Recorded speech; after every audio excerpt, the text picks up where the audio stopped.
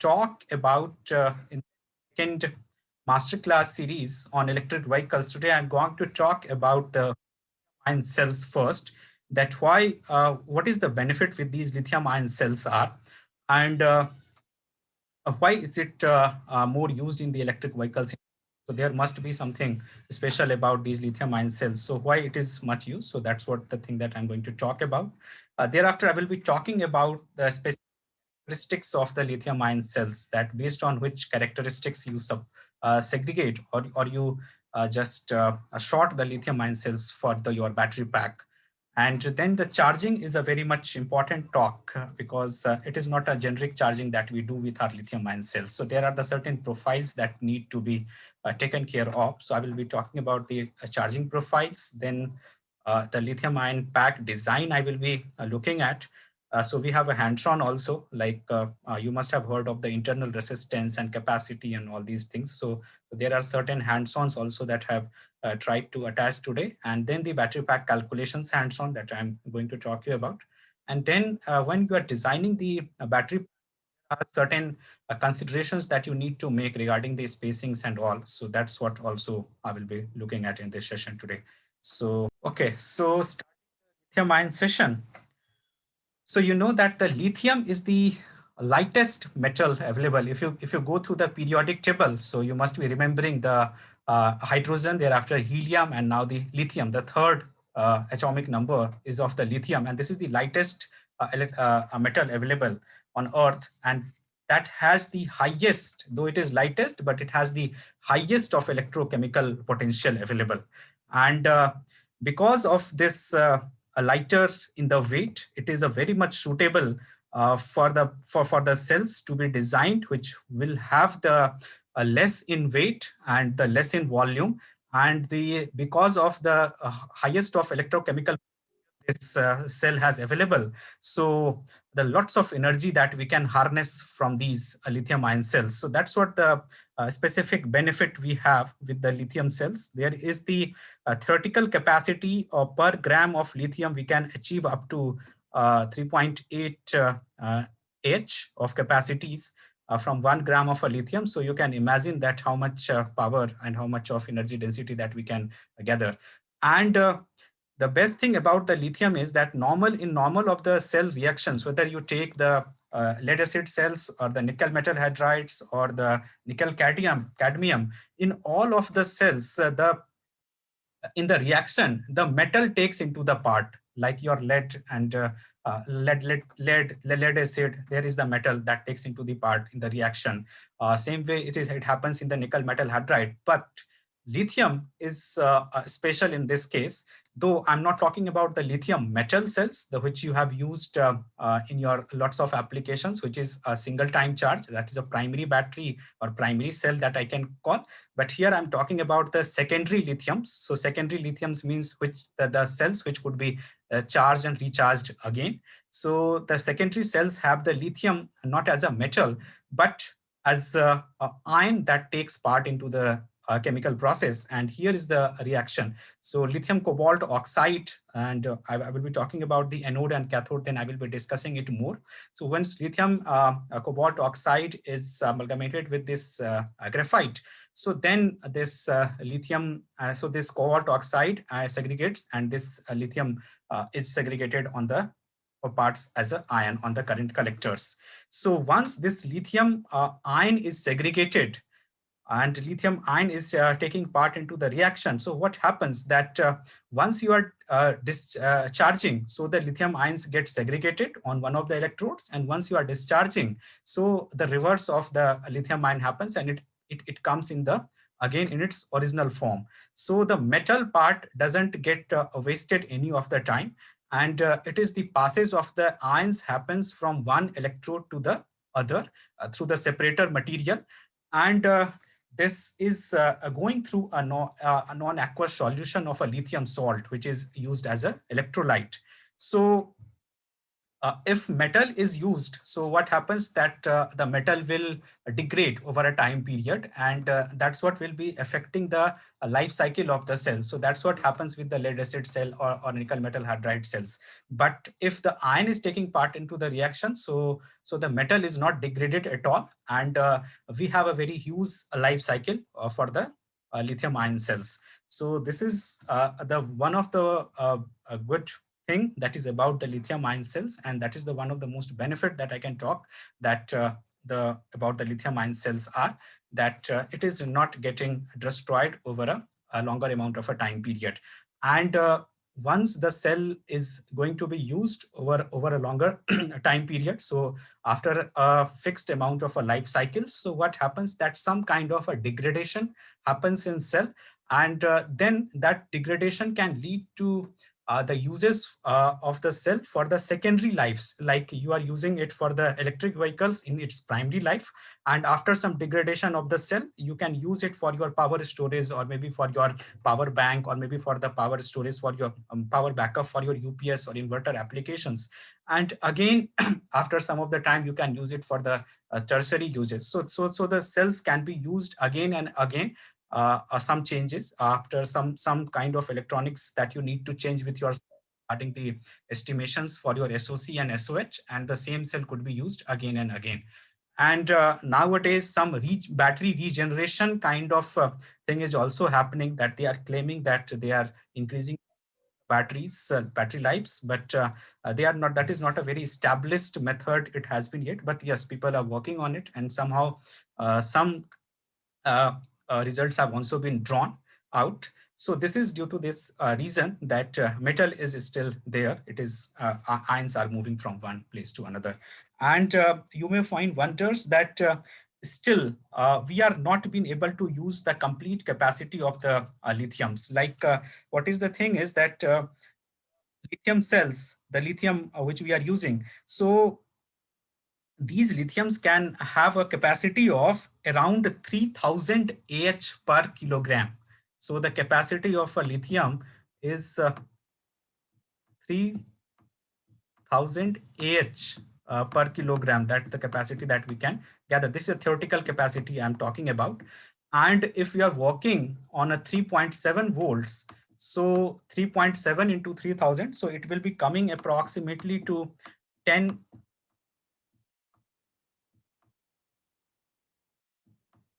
kWh of capacities per gram, but sorry, per kilogram. But actually, with the NMC cells, we are able to get only till approximately 3 to 500 watt hour per kilogram the capacities. So you can see that how much the theoretical capacity this lithium contains, and what we have been able to achieve yet only 3 to 500 watt hour per kg. So still that there is a lots of potential is there to be brought out into the lithiums, and that's why the lots of work is going towards the chemistries enhancements of the lithium ions, so that with the same cell the higher capacity could be brought out. Uh, Here is a year by year increments on the uses of the cathodes. So cathodes and the anodes, what the plan is. So how the industry is moving into this lithium ion technology. So I have just pointed it over here. So you see there are lots of lithium ion as a whole we see, but there are lots of chemistries are there in the lithium ion, like the NMC chemistry, the nickel, thereafter it is the LFP chemistry. So here the iron is there. Thereafter, there is the LTO, titanate oxides are there. So multiple chemistries are used in the lithium ion. It is depending on the cathodes and the anodes that you are using. Majorly the anode remains same and the cathode is changing. And based on that, the chemistry and the name of the cells, lithium ion cells got changed. But there is a certain kind of market trend, or I can say the industry trend that has been followed. And so specifically for the electric vehicles industry, it is the cathode is right now, it is like NMC and LFP. The cathode is the nickel, manganese, cobalt, that is the cathode being used, and the ferrous, the iron is used. That is the two cathodes that is being used as of now. So majorly, if you will find the battery, if you just talk with the battery manufacturers as of now, and if you ask about the chemistry, they will be either they will be telling you that it is the NMC or a LFP chemistry that they are following. And as an anode, it is the graphite is the material that is being used most. And the the research is going on, and sooner or later what will happen that this LFP chemistry will phase out, because in the video also, if you can see, there are the two. So this is a LFP cell that you can see, and this is a higher in a weight because it is the iron is there inside it. And there are the other cells, that is the LFP, these NMC cells are there. So what is happening that due to the higher weight, and the you can see the higher is the density of these cells also. But so due to the higher weight and the higher density, the specific energy and the specific densities of these LFP cells are lower. But we can have a rapid charging into these LFP cells. And nowadays, a huge amount of capacity has uh, also been achieved through these LFP cells. So that's why they are still in practice, and lots of work is going on side by LFP cells. But in the main industry domain, it is the NMC is the major chemistry that is being used, and and the research is going towards either the NMC or NCA. So maybe during the next 3-4 years, what you will see that the LFP will be phased out due to its a higher weight nature and the lower specific energies, and NMC and NCA chemistries will be majorly used, where like Tesla is using NCA chemistry. And some work is also going on towards the anode material. So maybe if silicon gets qualified for the anode material, then by 2028 or 2030, you will be seeing that graphite has also been replaced by the silicon material. And then we can have the voltage from the cells as a 5 volt. Like normally the lithiums, as you can see over here, the normal lithium has a 3.045 volt, generally, the potentials that we can achieve. And once it has been amalgamated with this graphite, so we can achieve the voltage as of now from the NMC chemistry as a 3.7 volt. It is a theoretical, and so it varies between 3.67 to 3.70 from various other manufacturers. And 3.3 is the voltage that we can achieve from these LFP cells. And the work is going towards these 4 volt, and if silicon qualifies as the anode material, so we can have the 5 volt also as the voltage level of the cell. So where it will affect the, if the cell voltage is increasing, so where it will affect, so definitely it will be affecting the number of cells that you are using in the battery pack. Because what happens is the battery pack, once you are designing, so it is the number of series in the cells. So potential gets added into the series. So a final battery pack will have the less number of cells if we are having the higher potentials from each of the cells. So this is the industry is moving towards this way. So once you are making a career in the batteries, or if you are thinking of doing something in the batteries, so maybe you can think in this direction, or using of your batteries, or designing of your batteries related to this. And lots of work is happening in this cell and the thermal management side. So like in the previous session also, some were asking about the supercapacitors. So yes, there are some work is going towards the integration of supercapacitors with the cell chemistry, so that the rapid charging and rapid discharging can be possible, or or longer battery life, or a high power batteries. So there are the lots of work is going towards the chemistry enhancements, and so that we can have a higher and good quality of cells. And thermal management is specifically for the battery packs. And that is because once we are going towards a high power cells and for high capacity cells, so there is a lots of heat that is generated from these cells during the discharging process. So thermal management is also a very budding field where a lot of career opportunities are there. If you are going to purchase the lithium ion cells, so these are the some companies who are making available these cells. Maybe you can also get so the standard companies like Panasonic, Samsung, Toshiba, LG. Thereafter BYD is there. This is from, they are from China. Thereafter BAC is from China. Catchell, AESC. Thereafter it is Good Life. So there are lots of companies who are making available the cells, and whenever you are going to purchase the cells, so you need to specify that for which application you are purchasing the cells, because there are the differences in the cells of the for the solar applications, for the storage applications, for the electric vehicle applications, because they have the some characteristic differences, and that characteristics difference that I will be discussing also in this session. So you need to specify, and whenever you will be purchasing, so you need to look at also that whether you are purchasing a right cell for your application or not. Okay, so this is the packaging of the cells. So we have cells available in three of the packages generally that you will see. The cylindrical cells, which is on my table in the video that you can see. Thereafter, the prismatic cells are there, and pouch cells are also. So these three types of cells are available.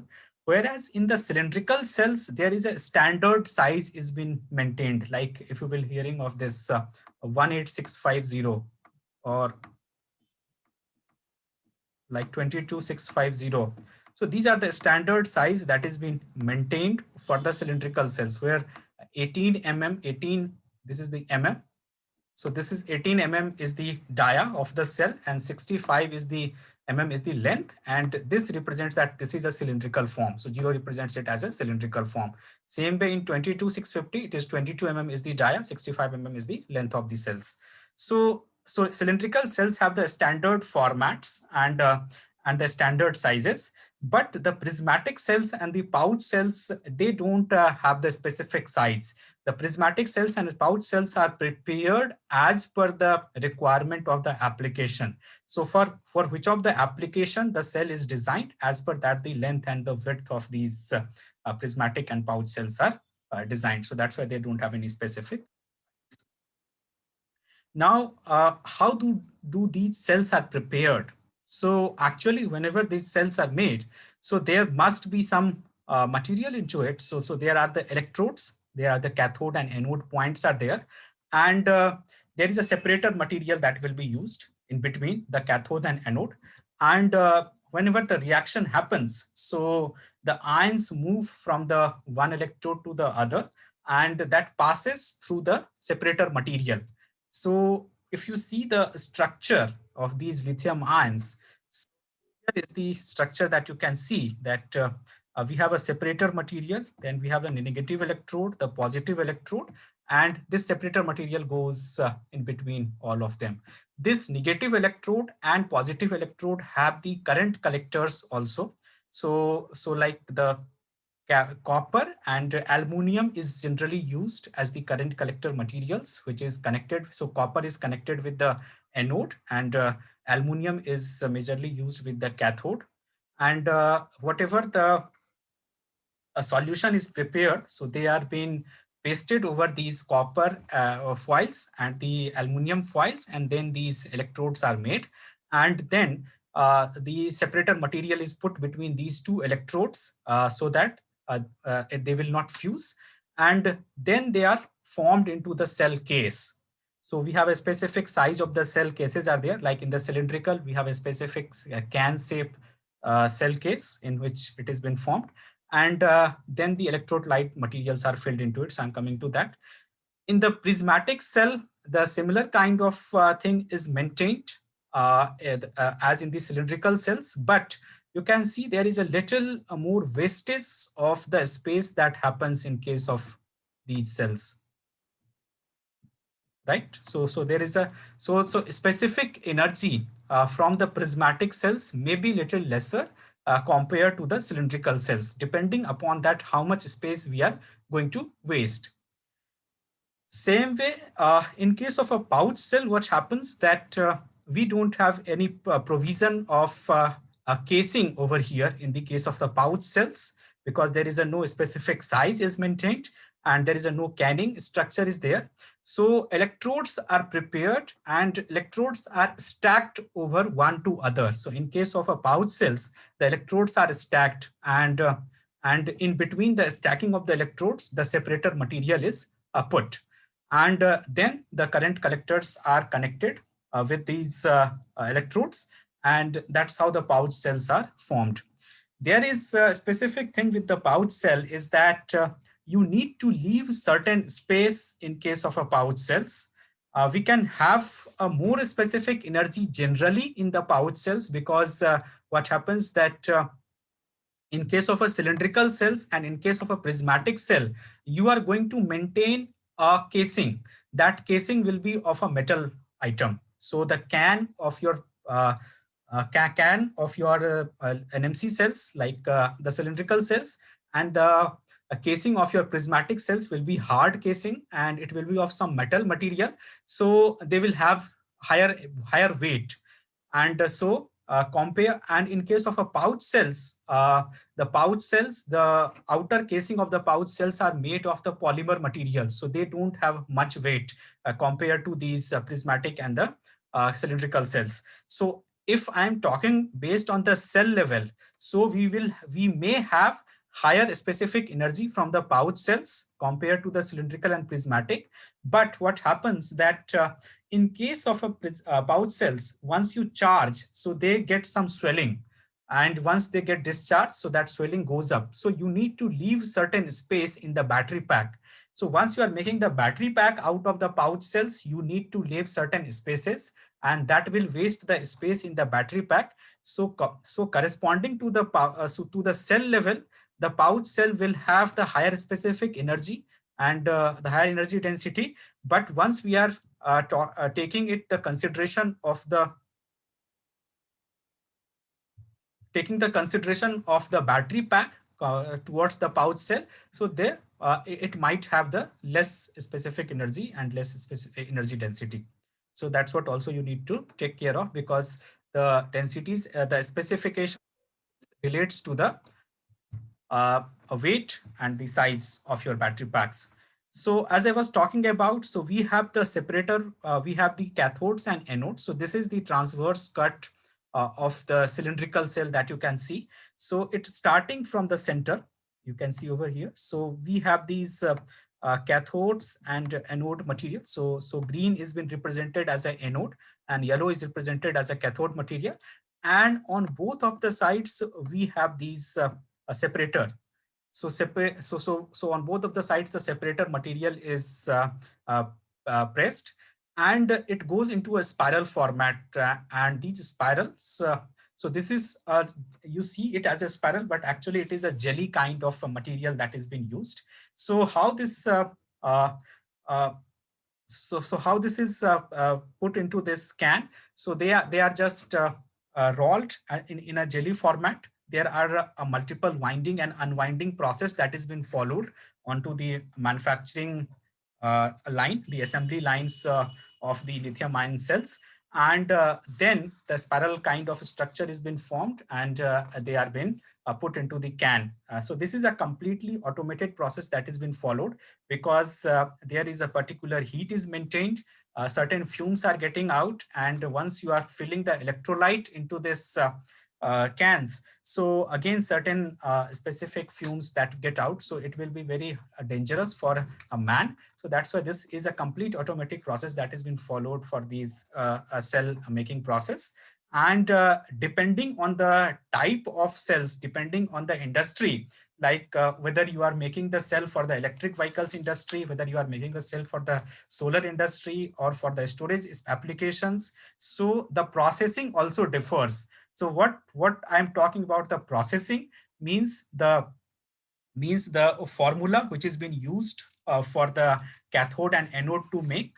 As I have told you that as a cathode, like in a NMC, there are certain chemical compounds are being used, and the same way in LFP, again certain compounds are used. So I'm just talking you that these formula vary for each of the applications. Secondly, the processing time also varies, because once the paste is prepared for these chemical compounds, and they are pasted over these copper and the aluminum foils, so it needs to be dried up. So it is put into a dryer, and once it is being put into a dryer, so it is a particular time that is that it takes for the drying up process. And for different applications, that drying up process may vary from 5 hours to 20 hours.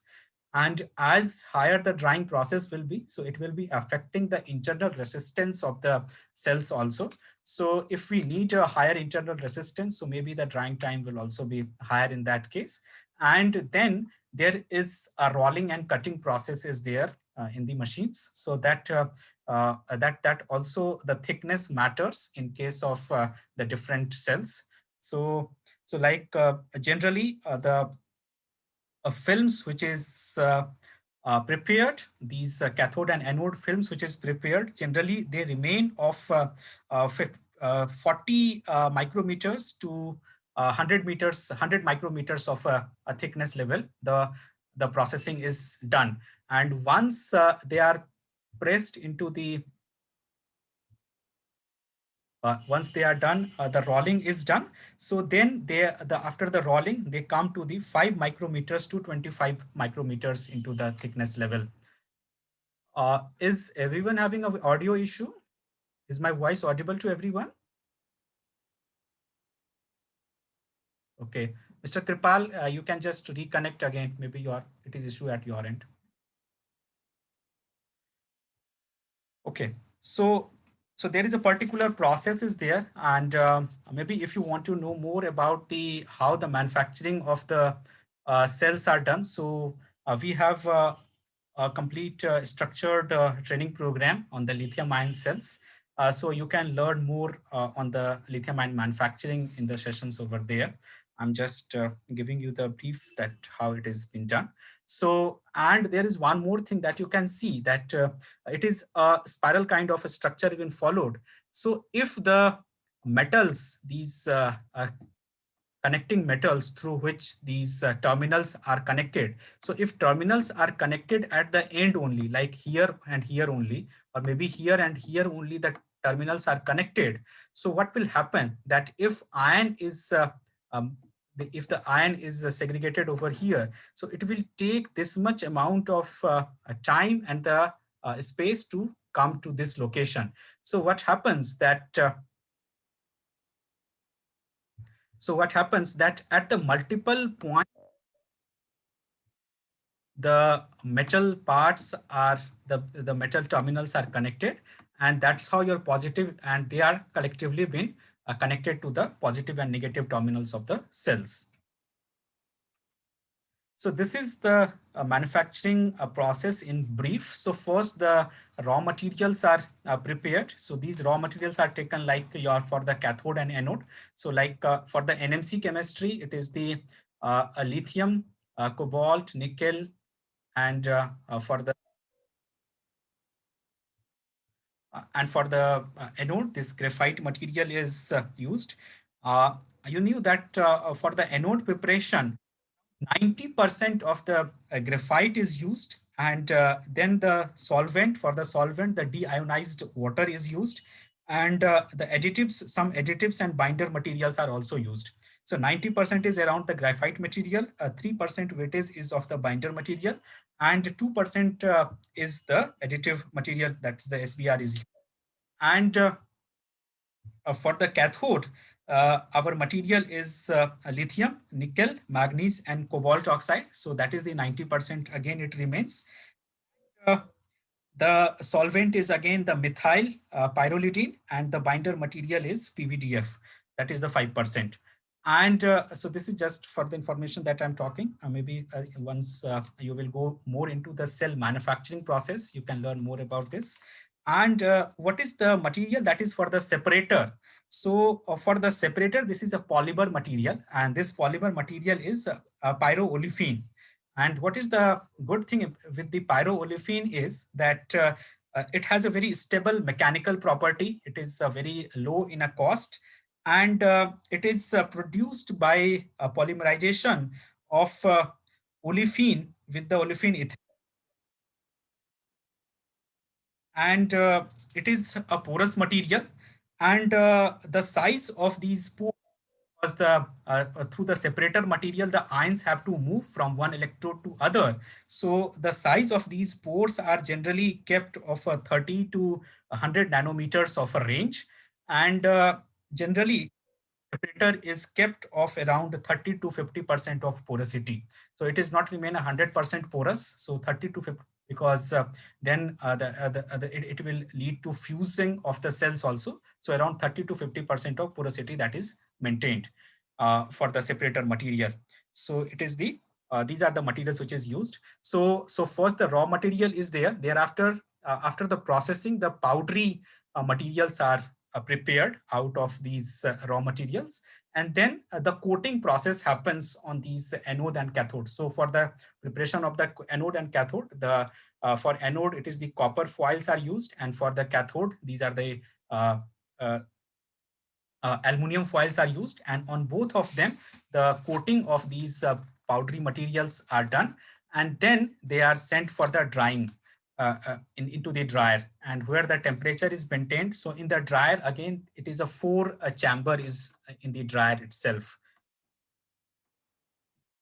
So the heat starts into the dry, and thereafter in the middle of the chamber the higher amount of heat is there, and then in the last chambers again the heating is down. So it varies from 80 degree to 160 degrees generally, but it might be uh, changing also. So it is a four chamber process that I was talking about.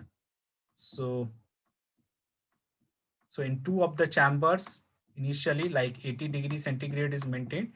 Thereafter, sorry, in first chamber 80 degrees centigrade, next two chambers, and thereafter it is again the temperature is down. So this is the how the drying is done, and then once the after the drying, the cathodes and anodes are prepared. It has been filled into the can or the hard casing of your prismatic cells, and light material is filled. And for the electrolyte in lithium ion, generally the lithium salts are used, and then electrolyte is filled up, and the separator is also been put before filling the electrolyte, and then it is been tested for the internal resistances, voltages, and all the kind of things. So in this process, the multiple windings and unwindings of the electrodes are done, like they have been sized also. So all these things also happen. So this is a process for the lithium ion cells manufacturing, and it is the specifically if I'm talking about the pouch cell, so there is a little more difference that is being done. So the first it is the same. It is the slurry is prepared, the coating and drying happens, and then the calendaring process. So once you just coat the material onto the electrodes, then you need to make it of a proper. So the thickness which I have told you, that generally the thickness is maintained of a 5 micrometers to 25 micrometers in the range. So that thickness maintenance is done, and for that process it has been processed through, under a roller, and that roller does the thickness maintenance. So this process is called calendaring. And then in case of a pouch cell, the the electrodes are cut into the pieces, and then they are assembled, stacked over one or to the other, and then they are filled up into the casing. So that is a little difference only at the place of this assembly. In case of uh, uh, cylindrical cells and the prismatic cells, they are placed over one to the other, like a jelly kind of structure is placed over one to other. But in case of a pouch cells, they are stacked over one to other, and then they are been put into the casing, and then electrolyte filling and everything is done. once they are filled into the, once these electrodes are filled into these casings, and so a proper sealing is done before filling the electrolyte. A proper sealing of the casing is also done, and only a small hole that is left. Because if the sealing of the battery pack, if the sealing of the cell packing will not be done before filling the electrolyte, so the electrolytes might spill, and it can lead to the burning of the cells. So that's why it is sealed first. So you can see that we have a small hole only here, and through this hole only these electrolytes are filled. Now, once these cells are made, so there are two types of cell that you will find generally around you. One is a high energy density cell and another is a high power cell. So there is a little more difference between these two type of cells. Are through a high energy cell, you will be able to consume more amount of energy over a longer time period, but the discharge rate is not that much high. So generally it remains maximum of 1C capacity, the discharge rate of the cells that is with these high energy cells. But in certain cases, you might require a high discharge rate from the cells. So if you require the high discharge rate, so then you have to go towards the high power cell. So in the high power cell, even you can discharge up to a 5C capacity or a 10C capacity. So like your cell is of 3 Ah of a capacity. So it means if your cell is of 3 Ah of a capacity, so it means in 1 hour, you are able to discharge 3 amps of current out of it. And that's the continuous discharge that you can do. And if you try to do over discharging of it, like if you are doing, so this is a 1C rate that I will have. And if I do a 2C, and if I'm doing a 2C rate, so I'm discharging a 6 amps of a current from my cell. And what happens that if I'm doing this thing with a high energy density cell, so it will lead to the reduction of the capacity of the cells, and that will affect the life cycle of the cell also. So you can see over here the two graphs I have just plotted for the discharge characteristic of the high energy cell and high power cell, because both of these have the different applications. Like even in EV, they are used, both of them are used, and for the different applications. Like for some starter batteries, you might require the high power cell, whereas for a battery which is used for giving the range, you might require the high energy cells. So two cells which I have used is of Panasonic brand cells. This is NCR 18650 and UR18650.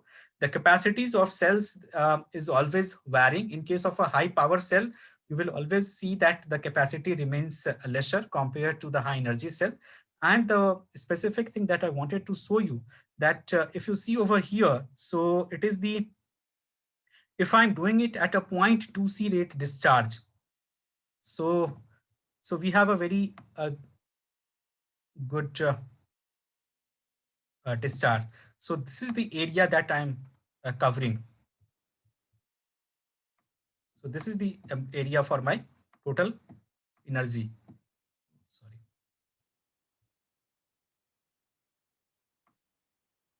Total area. And if I'm doing a 2C rate, so this is the graph for the 2C rate. So this is this much amount of area. So you can see that there is a huge difference into the capacity. So if we are, so this is the area difference that it will have. So there is a huge gap that happens in case of a capacity. And if you are discharging more from a high energy density cells. Whereas if it is a high power cell, so you can see that this is a 0.2C rate discharge, and this is a 10A. So this is a 10. So this is a 1950 mAh is capacity. So around 2 amps of this. So normal 1C rate is of around 2 amps. And if I'm discharging it at a 10 amps, so it is a 5C rate I'm discharging this cell. So this 5C is this. line that you can see. And there is a very small capacity loss that happens in case of a high power cell. So depending on your application, you need to select that what is your requirement, whether you have to draw huge amount of current from your cells, or you want to last longer your cell. So based on that, you will be selecting the energy cell or the power cell. So how do you define it, or how do you find the differences? So in the data sheet, you will always see that how much the maximum C rate that your cell can achieve. Generally, the high energy cell doesn't uh, suggest you to discharge it more than 1 C rate.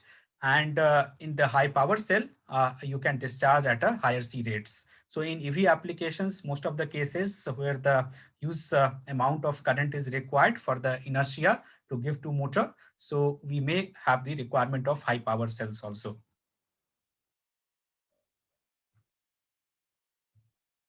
Now, what happens that once you have specified about the cells, if you are going to make your battery pack, so there are certain things that you need to just figure out about your cells. So these cells are being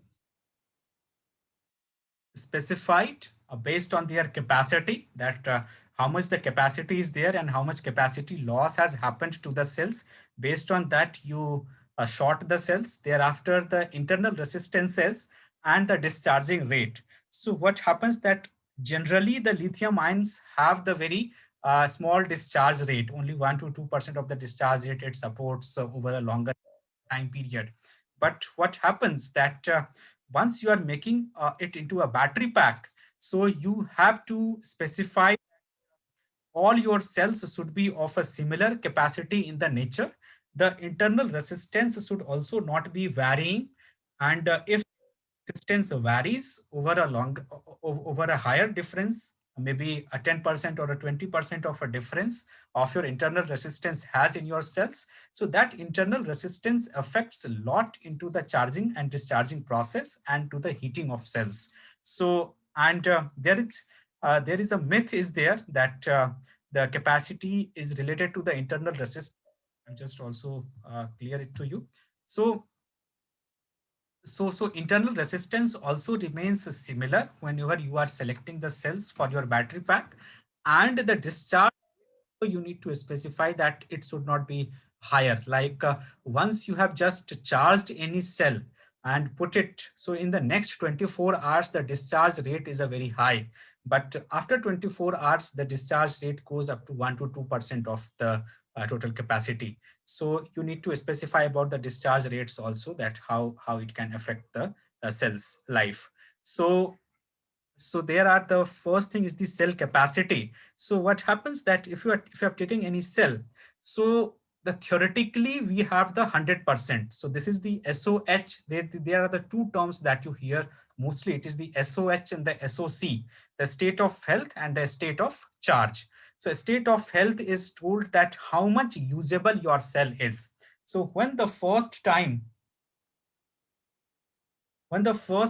you have just purchased any cell, but it is not necessary that it is in 100% SOH capacity, because if the cell is put into a storage, again there is a loss of health happens to the cells. So there is some degradation happens, because it is the material.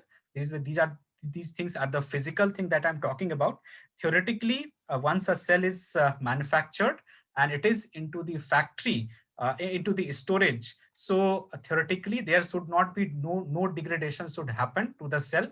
But what happens that we are talking about the physical things, and there must be some degradation will happen to the physical things over a time period, because there is a temperature conditions, there is a humidity conditions.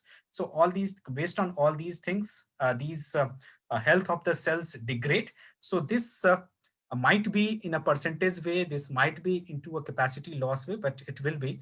And so this is the uh, reason which is the degraded actually. So So theoretically, once you have purchased the cell, you are thinking it that it is 100% SOH we have. And once you are charging it, so you will be thinking of that it is 100% charge we are giving to the cell. But actually, these are the irreversible places. So this is the place, cell, where we are not able to charge or discharge, means we are not able to use these locations. So always the cell have this. So whenever we apply the BMS algorithms of the SOH and the SOC of the cells, so we have uh, this ASOH and the ASOC. So this is always a relative term. So this is ASOH is the complete absolute SOH, and ASOC is the absolute SOC, but always it is measured in this term. So this DOD is always being removed, because this is the area which we are not going to use. So this thing is considered as 100% capacity. And this thing keeps increasing once the cell is in the uses. And so as the cell gets aged, so this thing keeps increasing. And once the time will come when you will have the huge percentage of this DOD region, and your cell becomes not for the EV application uses, then you can use it for the secondary life applications into the storage applications or power bank applications or anywhere. So considering this thing, cell capacity, so whenever you are using these cells for your battery packs, so you have to see that all your cells should have almost the similar capacities that you select. It is not like that one cell is 90% capable and another cell is 80% capable. Then you will have the different amount of because if both of the if you will have this much amount of a huge difference into the health of the cells, so that will lead to the lesser amount of charge, or not an even distribution of charge that will happen to your cells, and your lead to finally the battery pack health actually, and your BMS might fail also earlier. And there is a myth that internal resistance to the capacity fade of lithium ion cells. So there is general consideration because it happens similarly in case of the lead acid cells or nickel metal hydride. Generally, also people have seen it, but this is a myth in the nickel metal hydride also, that as the capacity fades of the lithium ion cells, so the internal resistance increases. But if you see that earlier it might be, but nowadays with the enhanced electrolyte, so because the internal resistance is completely dependent on the process that you follow for the making of your cells and the material which has been used as the electrolytes and the cathodes and anodes. So nowadays good materials are used, so that's why you can see that this internal resistance after a time, it goes almost in a flat manner. Even the capacity is decreasing, but internal resistance is almost in a flat manner. So for a newer generation of cells, they are not directly related. But yes, there is increment in the internal resistance happens as your cell ages, as your cell grow into the life. So because apart from the materials, there are the solid electrochemical substances are also been segregated onto the electrodes, and the capacity fade of the electrolyte also happens. So that might increase the internal resistance of the cells, but directly with the capacity, it is not remain related to.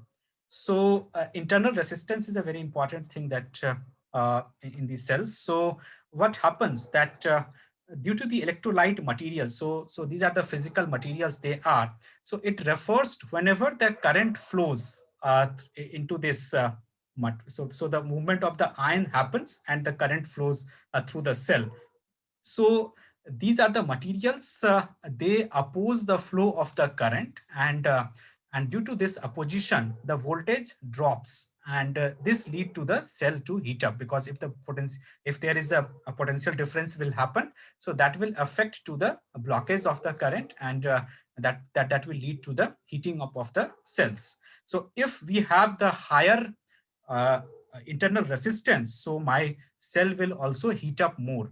So in case of a high power cell, what happens that there is a lower internal resistance, and in case of a high energy cell, the internal resistance is generally higher compared to the high power cells. And if we have the lower the resistance, we have the less restriction on the movement of the current. And that's why with a less lower internal resistance, the cell can achieve higher C rates. Like if I have to achieve a 3C rate, 5C rate, so we should have the lower internal resistance. But if I am going only a 0.5C rate or a 1C rate, then even a higher internal resistance can also work. These internal resistance higher means it is not like for a normal this high power cell, we might have a 14 or 50, sorry, 5 to 6 milliohms of internal resistance. In a high energy cell, it might go up to say 30 to 35 milliohms. For a laptop cell, generally it is with a Panasonic or LG, they are generally kept of around 100 milliohms of a range. So for a different applications, there are the different internal resistances values are used, and always they are in the range of a milliohms.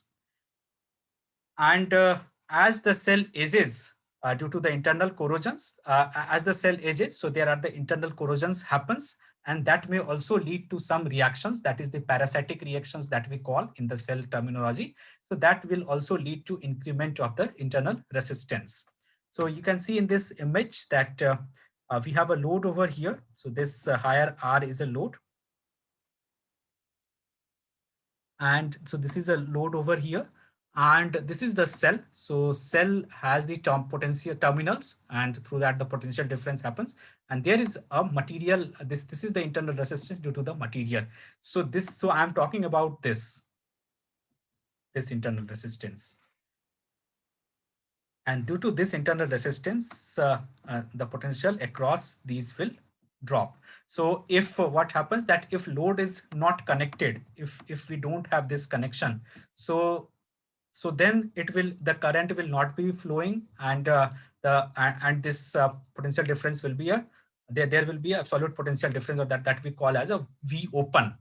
And once the current is flowing through this load, so then there is a difference in the potential will happen, and that difference in the potential will be due to this internal resistance. So whenever you are purchasing any cell, or whenever you are sorting any cell for your battery pack, you should see that this internal resistances should be almost similar to each of your cell.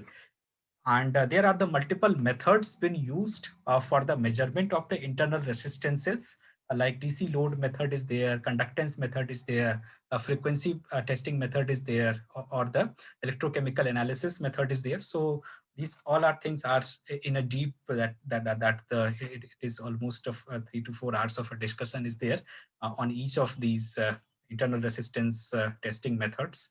So, and for you, just I'm discussing one method over here, and that will be quite handy also, so that whenever you have to test in a handy way, and if you don't have the internal resistance measurement meters available, because normally we have the internal resistance meters also available, but if you don't have the internal resistance meter available, so I'm just taking a method, and which is quite handy, you can use it.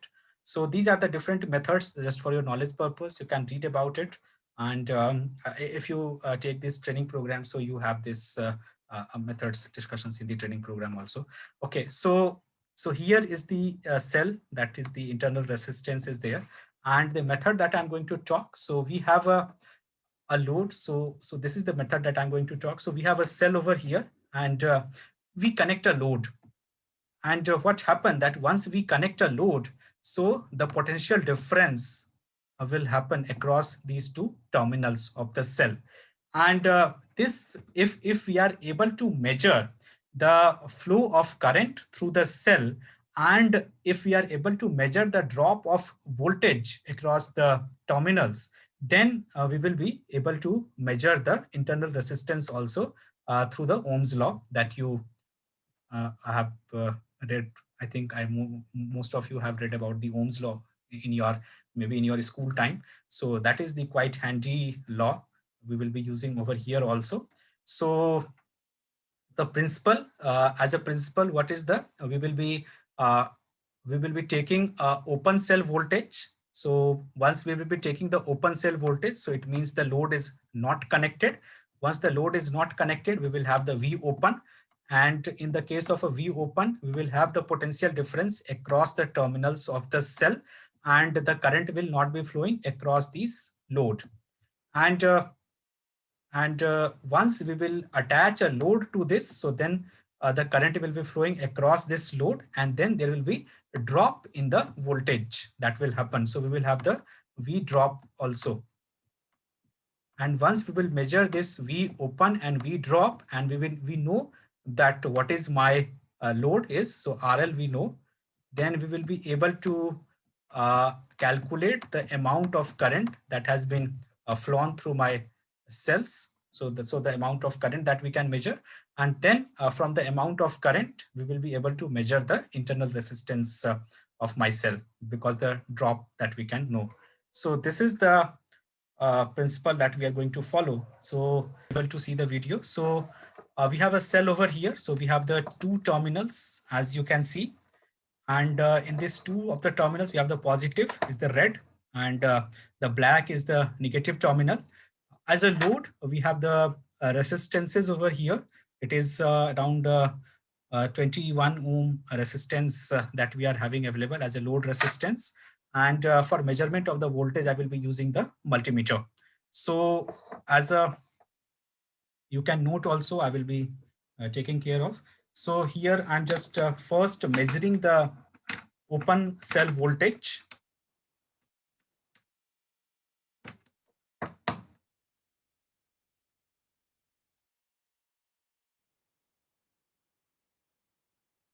So my open cell voltage is around 3.63, that you can note down also. It will be for a later uses. So my V open is 3.63. I also note it down over here.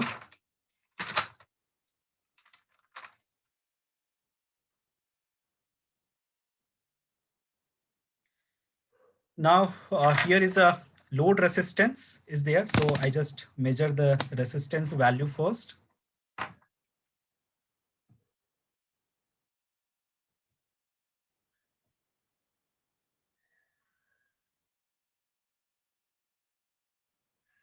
So it comes around 23.2. So it is a plus minus 5% load resistance. And there is another one also I have.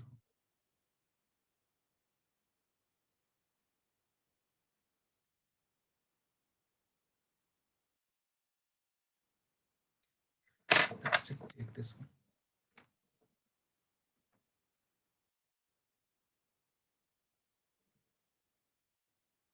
So my load resistance is around 23.3.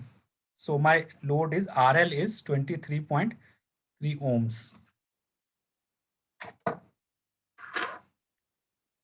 So now what happens that I just connect it with the load.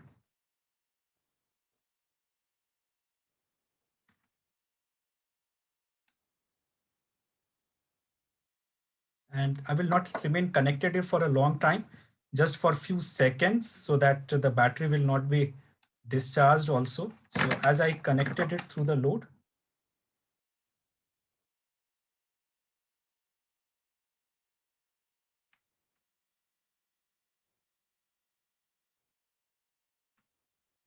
I've forgotten to take the clips. I'm sorry for that.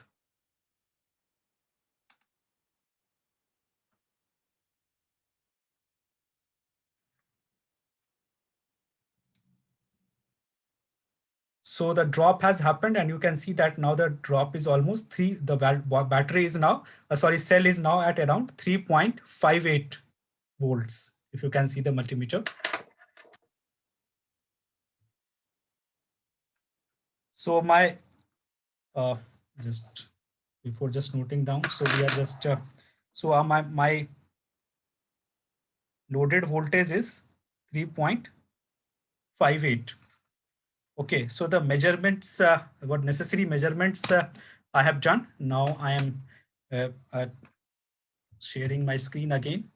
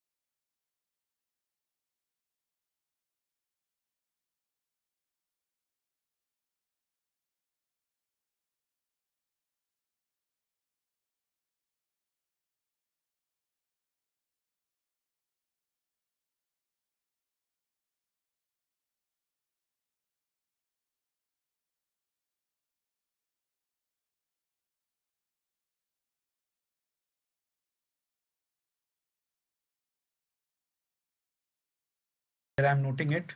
So my V open is 3.67. My RL is 23.3 ohm. Exactly. And my voltage after drop is 3.58. So starting from the ohm is equal to IR. My I is V upon R.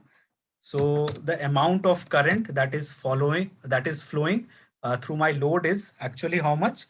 3.67 divided by 23.3.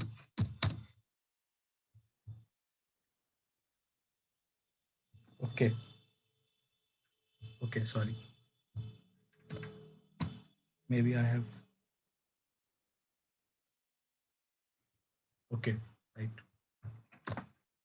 3.63.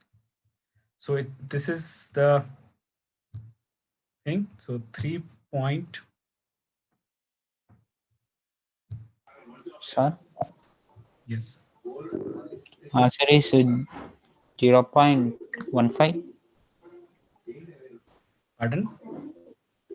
Answer is 0.515.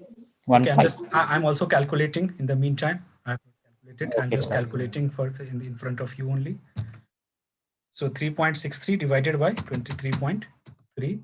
This is 0.155, 0.55 ampere of the current that we are having. And my voltage after load is 3.58, right? So the difference V diff, we are having 3.63 minus 3.58. So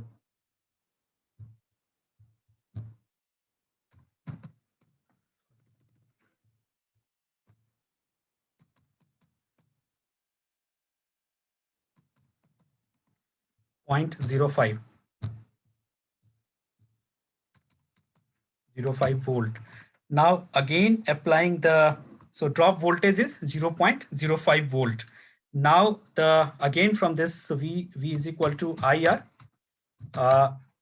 My R is how much? The V upon I. So 0.05 divided by the amount of current that has passed. So 0.155.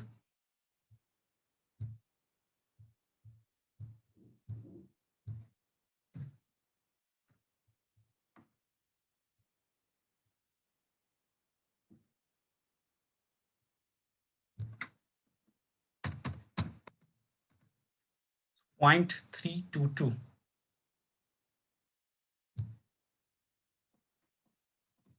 So internal resistance is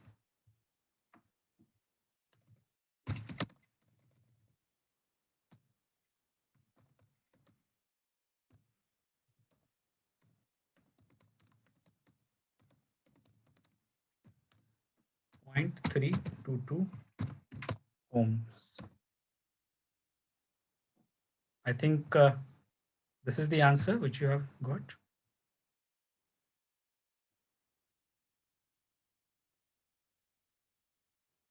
Is it clear to everyone?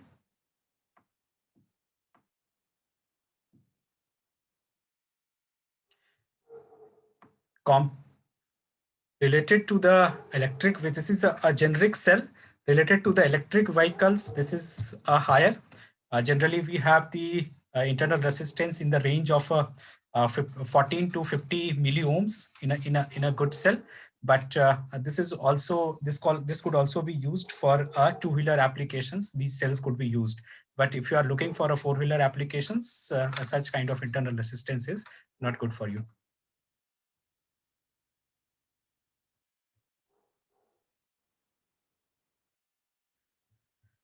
Okay, so this is how you can calculate the internal resistance any of the time with your particular cell.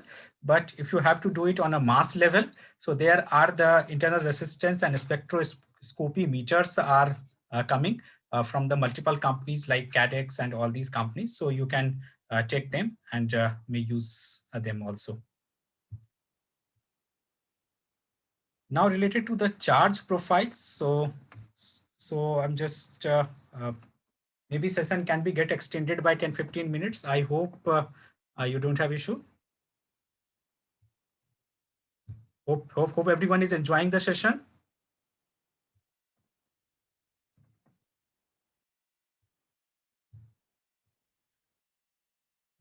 Okay, so I'm talking about the charge profiles now. Great. So I'm talking about the charging profiles now. So normally what happens that in case of lithium ions, you must have heard of that it is a CCCV charge that we follow. So what does that mean of a CCCV charge is that it is a constant current and a constant voltage. So there are the two stages of a charging is. First, it is a constant current charging, and then after a limit of a voltage is achieved, so then the constant current mode is turned off, and then the voltage is kept at a particular level and the charge is slowed down. And then the 4.2 volt, like if I'm talking about the NMC cells, so like 4.2 volt is achieved. So then the charge is cut off. There is a no trickle charging is done in case of a lithium ion cells. There is a no pulsating charging is done in case of a lithium ion cells, and there is a no uh, this over voltage and under voltage is done. So normally what happens, this is a generic curve that you see. So any of the charger that you purchase from market, or if you are going to make any of the charger for a lithium ion cell, so if you just follow the CC and CV, so that may create an issue for your lithium ion cell. Why? Always what I suggest that whenever you make a charger or select a charger, always it should have a pre-charge condition. Because what happens that if the cell of your if the voltage of your cell has dropped down below 2.8 volt levels, so either your cell will not be detected, or even if it gets detected, so and at this stage the internal resistance is a higher below 2.8 volt level, because just you have calculated. So if the voltage is dropping down, so the internal resistance will keep increasing, because it will be giving more resistance for the flow of the currents. So if below 2.8 volt your cell is, and then you have applied a constant current, means huge amount of current that you have applied to your cell. So due to this internal resistance, the cell will heat up very fast, and that will lead to the capacity fade and the loss of health of the cells.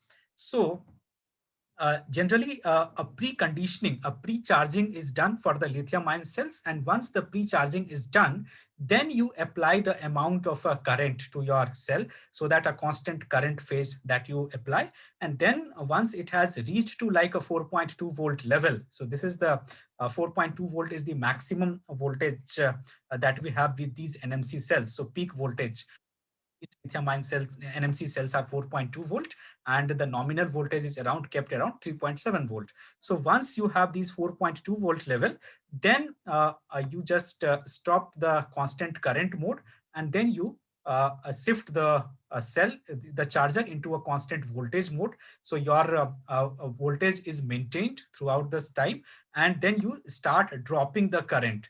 And once it reach up to 0.7 C, 0.07 C level, then you just cut off the charging. So it is the complete cutoff of the charging, not it is a pulsating way. Just keep it in mind. And in the beginning, you just give a very small amount of a current for say 15 or 20 of the minutes of the charging. Initially, you should give just 0.1 C rate of a charge to the cells. Even if you are not making a smart charger, even if you are making just a normal charger, so you should give this preconditioning, so that even if the cell is at a below level, if the internal resistance is at a higher level, the huge amount of current will not flow into your cell, and the cell life will remain a longer over a time period. Here 1C I have noted, but it is dependent on the manufacturer that what he suggests. Some of the manufacturer will suggest you only giving it up to 0.5C, or some will suggest you giving 1C. But there are the cells available giving the 2C rate also for the charging. Like if it is a 3 AH cell, so you might give the 6 amps of a current for the charging. But in case of India, specifically 1C is the maximum rate that we use for the charging of the cells. And once we are charging the cell, so in a constant current mode, what happens that there is a rapid charging happens. So around 80% of the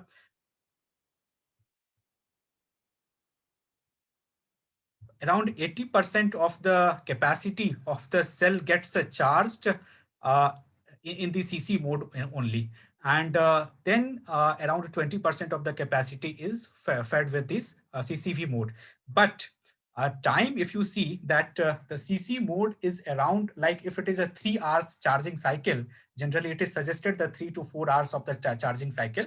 So if it is a 3 hours of a charging cycle, so around 1 hour it remains of a CC mode, and in next 2 hours we have to follow the CV mode. So that the current will stop dropping. So nowadays you will be hearing of the rapid chargers or the fast chargers, like your battery is get charged 80% in just half an hour. So actually this is the huge amount of current that you are putting into your cells, and then this just in a half hour your cell is got around 80% of the capacity due to this CC mode, and then you can go ahead with your cells. So that's what the thing has been followed in these fast chargers. But whenever you will be doing the fast charging of your cell, always see that what the maximum C rate as a charging current your cell supports. If it doesn't support 1C rate of a charging, then never do the fast charging of the cell. Huge amount of a life cycle loss of your cells will happen. So generally it is always suggested the slow charging over a night period. And as the charging happens, so that battery temperature also rises. And so if you will giving the huge amount of charge to your cells, so the temperature will rise higher, and that will lead to the a loss of health of your cells. So that's what also you need to take care of. So a smart charger, so this was the generic charger that I have talked about, CCCV, but there are the certain smart chargers, lithium ion chargers also, which has a preconditioning phases and then thermal regulation phase also. So in the case of a thermal regulation, what it is done, that the charger remains in communication with the BMS. The BMS always keeps measuring the temperature of the battery pack, and then based on the temperature conditions, the regulation of the current is done by the charger. So if like what happens that if the battery is at a lower level, and then we have started feeding the current, like if the battery is at a really at a deep discharge level, and even if we are doing a 1.1C rate of a current maybe to this, and if the temperature is not rising, if the temperature is a constant, then we may increase it, and then we can go to the CC mode. But if just by giving this 0.1C rate and the temperature is rising, then we have to follow a mechanism that the thermal regulation we need to apply, so that the current will remain in a proper format. The current will remain in a way so that it will not lead to the heating up of the cells. So this is a smart thing that we need to follow. Now, whenever you will be arranging the cells into the battery pack, so you have to always achieve a particular capacity of the cells in terms of the current and in terms of the voltage also. So the voltage is always the series. Once you add up the cells in the series, so the voltage gets added up. It is like a potential is added up. And once you do the parallel combination, so it is the energy and the capacity that gets added up. So it is just from your normal physics you must have learned. I will not devote much time into this. So the V pack is like the total V pack is the total battery pack voltage. So if it is a cell is of 7 volts, so total of 4.34 into 3.7 volt voltage that we will have in case of a total, and the capacity will remain same. And if it is the internal resistance I'm talking, so the internal resistance will multiplied. And energy is a total of the energy of your pack will be the number of cells that you have in the series multiplied by the voltage of your cells, the nominal voltage output, and then it is multiplied by the capacity of the cells. The capacity of the cell is always in the AH range. And this, in case of the parallel combinations, the voltage will remain similar and the capacity gets added up. So this is the series and parallel combination we do. But whenever we will be making any battery pack, so then we have a series and a parallel arrangement of the cells. And this series and a parallel arrangement of cell actually there are the multiple ways of making the series and parallel arrangement. So like one arrangement here I have made, which has been followed mostly, like the first arranging the cells in a parallel. So it is a parallel module that we make first, and thereafter all of the modules are arranged in a series. So this is a 4S 4P pack here I'm showing, and this is the most common one because we have the BMS is there.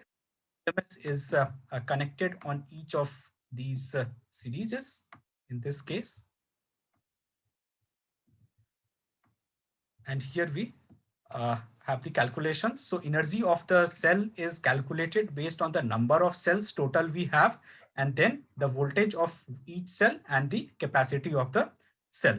So, and in case of the complete series and parallel arrangement, we have the internal resistance is similar of the battery pack of a particular cell, because in case of a series it is multiplied, and in case of a parallel it is been divided. So once we have the complete series and parallel arrangement, so that will be the 4 will be omitted out, and the internal resistance of one cell will be the internal resistance of the complete battery pack. Now what happens that this is a one arrangement, and there might be another arrangement also been followed where we have the cells in a series, and so this is a one complete series that is being made, and then another series, and then all of these series are connected in a parallel. So this is another arrangement that is also followed, but there are certain shortcomings related to the numbers of cells and the capacity into this.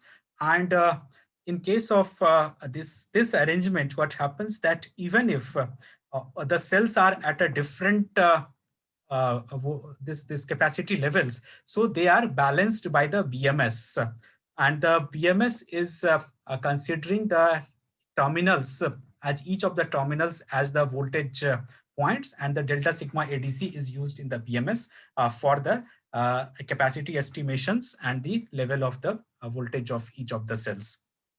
So here is one use case I'm just giving to you, that I have to design a lithium-ion battery pack for my application, which is having a range of 3 kilometers. So my total range of the vehicle should be of 300 kilometers. And I have the input data that it consumes around 100 watt-hour per kilometer for the power for the powertrain, for the propulsion. And we have the auxiliaries also. So 8 watt-hour per kilometer is the power consumption for the auxiliaries. And there is a efficiency because the motor is used. So motor is a inductive thing. So there is a particular efficiency is there. So that 0.9 is the efficiency of the powertrain. So this is the overall efficiency of the complete system is 0.9 only. Now, this powertrain is of 400 volts, and I have the cells available of 3.7 volt capacity of nominal voltage, and my each of the cell is capacity of a 3 Ah of a capacity. So 3000 mAh is the 3 Ah of the capacity is there. And this is a high power cell also. So the continuous discharge that I can do from the cell is of 1C rate.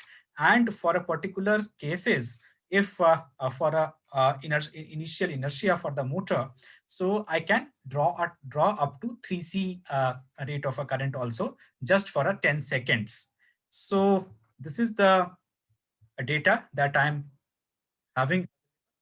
So can we have to design a battery pack out of this? So this is a practical condition that I'm taking to you. So how many number of series and parallel arrangements that we have to do from our cell, and what would be the power of this cell? So two questions that I'm putting to you. So what should be the series and parallel arrangements, means how number of cell in series and how number of cells in parallel that I have to do for making this battery pack, and what would be the power of this cell it would be. So so we are just calculating it. So we will be doing a reverse calculation maybe over here also. So just I'm, I'm calculating also it, and in the meantime, if you can calculate, so there is a 2-3 minutes it will take. If you can calculate that, what should be the pack capacity?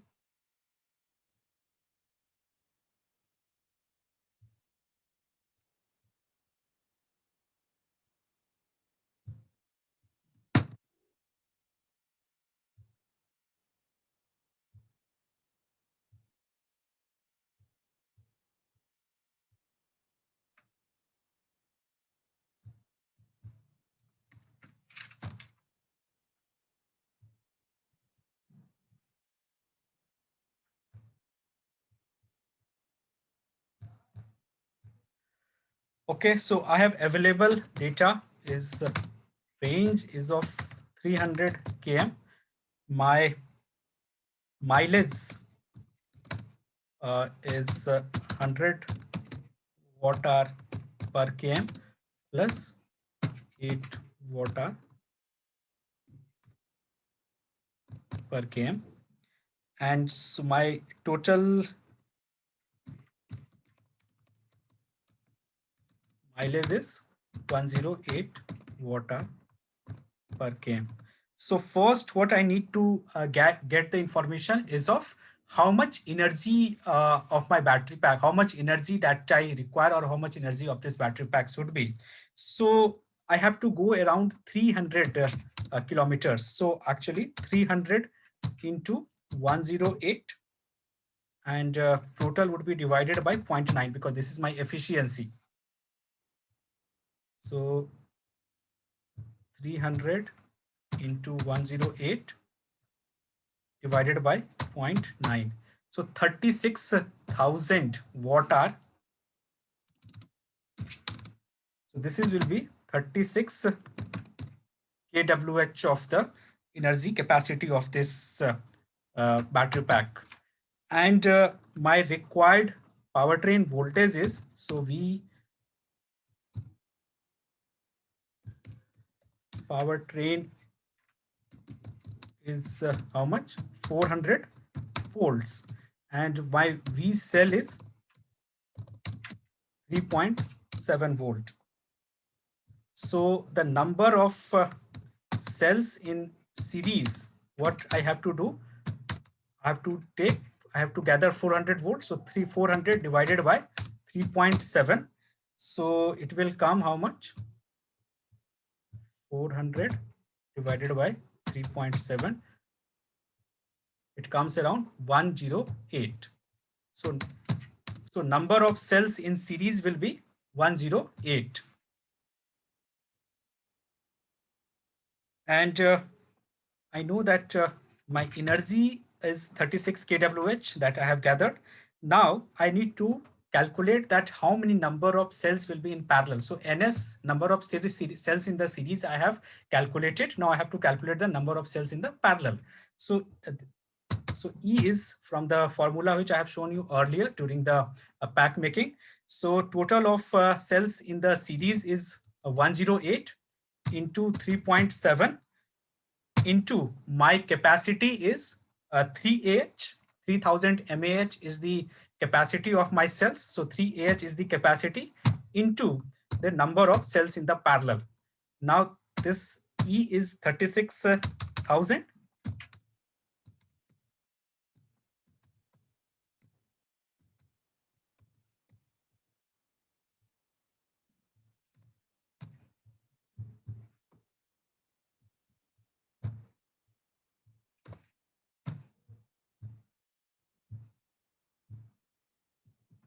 So number of cells in parallel will be how much? 36,000 divided by 108 into 3.7 3. Just calculate it. So it will be coming 108, sorry, 108 into 3 into 3.7.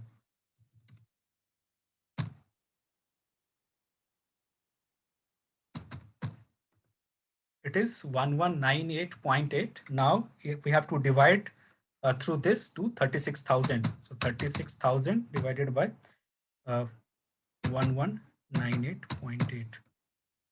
So this is 30. So number of cells in parallel will be 30. So this is a 108S and 30P. So this is the battery pack. Has anyone calculated parallel to me?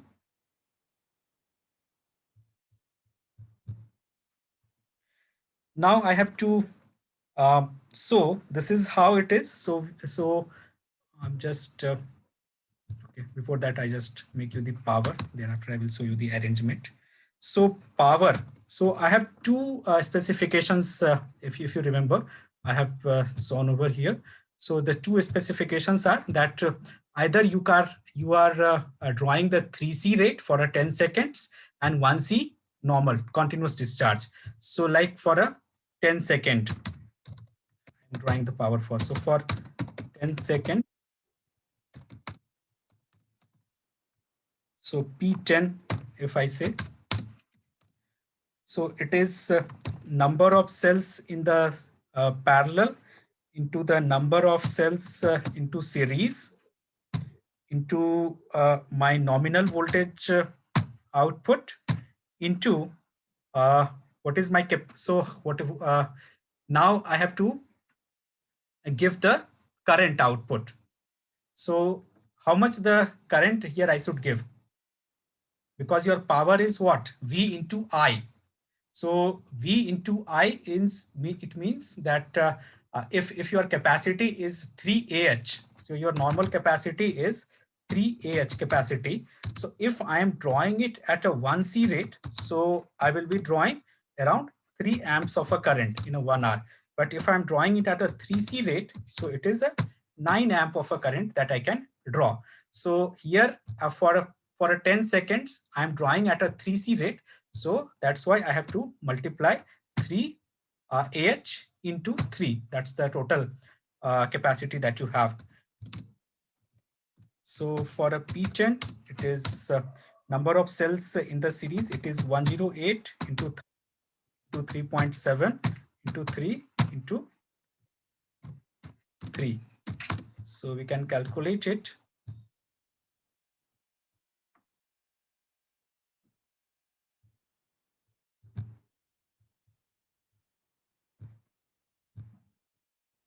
One zero eight into 30 into 3.7 into 3 into.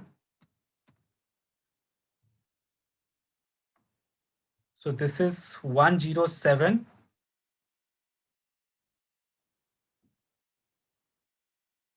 It's a mistake. Okay, 108 kilowatt. Yes. So 107. It is 107,892. So your P10 is around 107,892. This is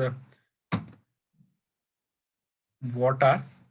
And if I will just do it, so it will come around 108 kWh P10.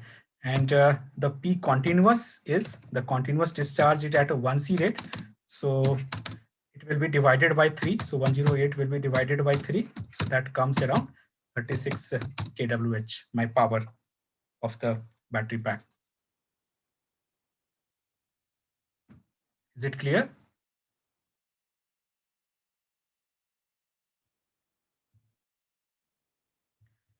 So peak power that you can achieve. So this is a high power cell. So peak power that you can achieve from your battery pack is of around 108 kWh, and the continuous power that you can take from your battery pack is 36 kWh. And the arrangement is of 108S and 30P. There are the modelings. So here is just one example that I have taken, but there are various kinds of use case scenarios are there for the calculations, and the formulas are used for that purpose. Okay, the power, Mr. Karthik, you are asking about the power, right? Yes. Okay, so I have a here. As per my specification, the peak discharge rate of the cell is 3C, and that is for 10 seconds, and the continuous discharge is of 1C rate. So if my cell is of 3 Ah of a capacity, so my so in 1 hour I can draw 3 amps of a current from my cell. And if it is a 3C rate I'm drawing, so I will be able to draw 3 into 3 amps. That is a 9 amps of a current that I can draw right for at a 3C rate. So that's what I have calculated over here, the two conditions. So I have a battery pack is of 108S and 30P. Now for 10 seconds, I am drawing it at a 3C rate. So that's why this is the 3C rate. So I have multiplied. So normally your power is what? V into I, the peak power. So, and here there are the multiple cells in the series and parallel. So that's why the total number of cells, that is the NP and NS, the number of cells in parallel and series, thereafter your unit cell voltage, and then it is 3 amps, that is the for 1C rate. But because I'm drawing it at a 3C rate, so that's why 3 is also multiplied over here. And that's why you get this 108 kWh.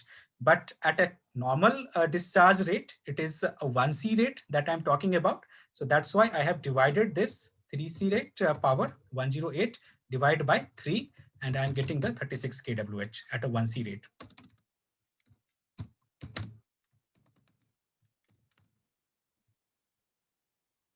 Hope it is clear. Yes, sir, it's clear. Thank you very much. Welcome. So, so I was talking about the modeling. So yes, there are the, so these are the calculations, and thereafter, once you are doing the battery pack, so you need to do the modelings of like how much would be the capacity fade over a time period, how much would be the health loss over a time period, and due to the what would be the losses due to the temperatures and all. So for that, we have the models that we use. And for that, either the MATLAB, Scilab, or other softwares are used for that purpose, where we do the mathematical modeling of the battery pack for the losses and the capacities. So that's the extension to this. Now, one more thing that I wanted to discuss today about the arrangement of the cells. So maybe in the video, you can see that we have the separator material. So whenever you make the battery pack, so you arrange the cells in the separator first.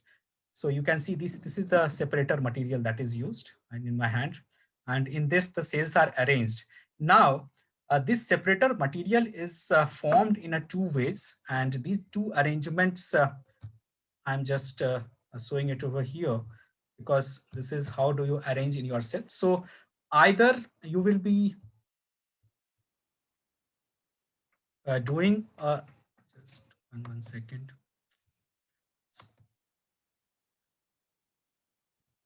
So either your cell will be in this nature.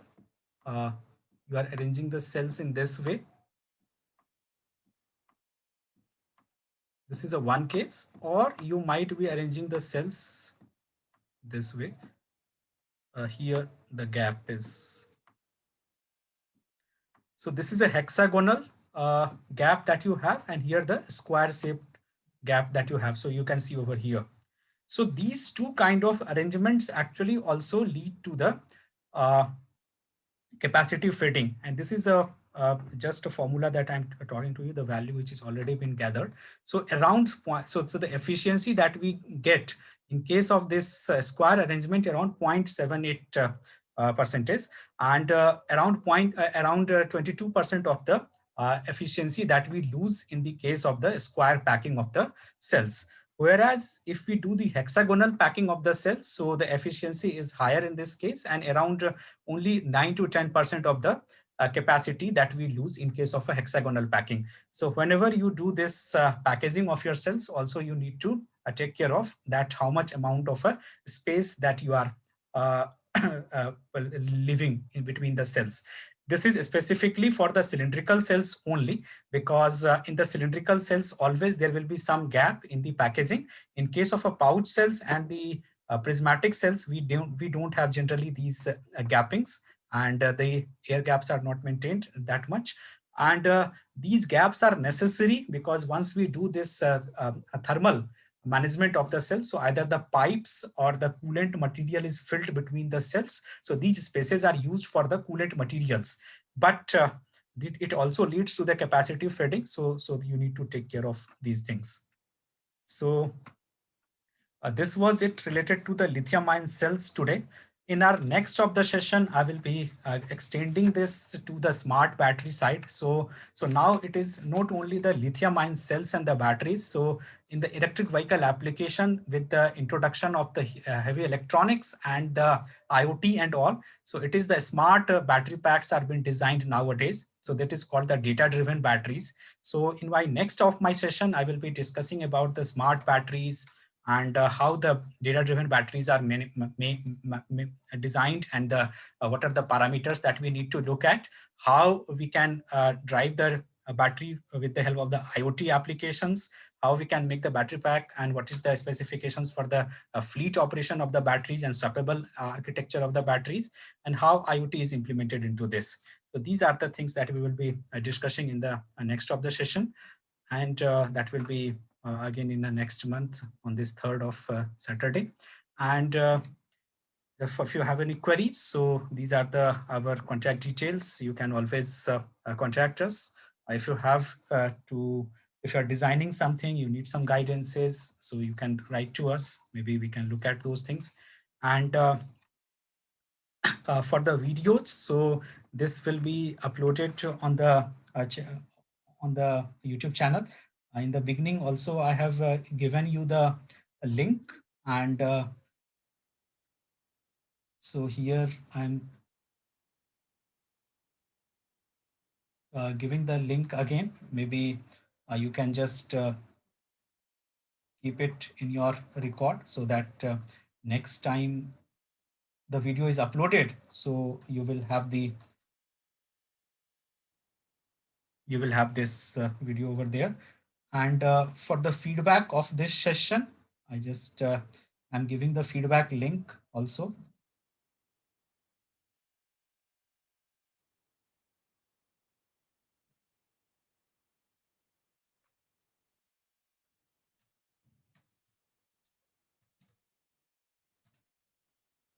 So here's the feedback link. You can write your feedback. And some of you were asking about the structured training program that we have. So just quickly, I just let you know about the training program also we have on the lithium ion. So if you are interested in knowing details on the battery pack designed lithium ions, so just minutes.